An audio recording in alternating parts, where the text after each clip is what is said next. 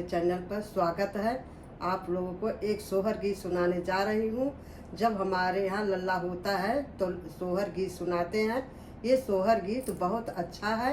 सुन करके लाइक share subscribe जरूर से ज़रूर करिएगा। अच्छा लगेगा तो कमेंट में करके बताइएगा। अरे अरे काली नागिनिया डगरिया से हट जा, डगरिया से हट जाऊ। नागिनी प्रभु जी का गाड़ी नो करिया त बड़े भीनु सारे जई है, बड़े भीनु सारे जई है हो। अरे अरे काली नागिनिया डगरिया से हट जा, डगरिया से हट जाऊ हो। नागिनी प्रभु जी का गाड़ी नो करिया त बड़े भीनु सारे जई है, बड़े भीनु सारे जई है हो।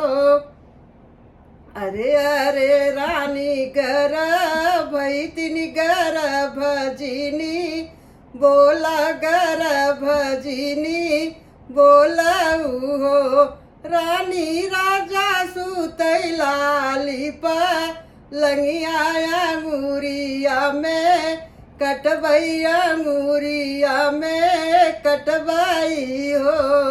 इतनी वचन रानी सुनी सुनाही नाही पाइनी, सुनाही नाही पाइनी हो। राजा गंगा बीच महलऊ ठौत दुनाऊ जने सोईती, दुनाऊ जने सोईती हो। गंगा बीचे महलऊ ठायनी दुनाऊ जने सोयनी, दुनाऊ जने सोयनी हो। बहिनी गंगा पवड़ी नागिनी गैली अंगूरिया में काटनी, अंगूरिया में कटलीनी हो। गुड़वा के ठाड़ी रानी त राजा से या रज करई, राजा से या रज करई हो। राजा उठी के कर दतु इनिया तयवरभो जन करयवरभो जन कर हो।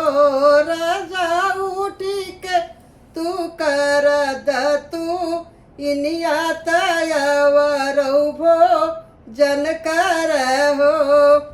कैसे कउठी मोरी रानी तयरो दतु वन करियवरो भो जन करी हो।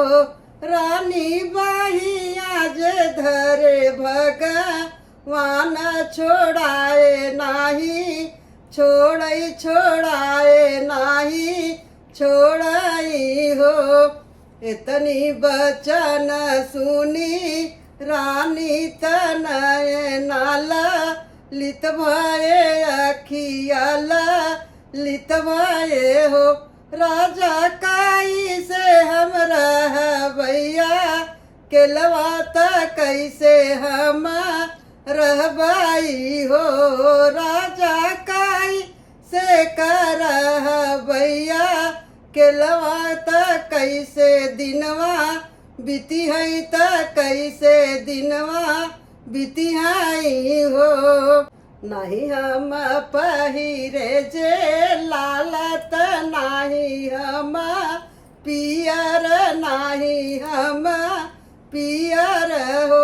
राजा नाही लिए गोदी में हो रिलवा कैसे कदीना बीती है त कैसे कदीना बीती है हो। राजा नाही लिए गोदी में हो रिलवा त कैसे हम रहबई कैसे कदीना बीती है हो।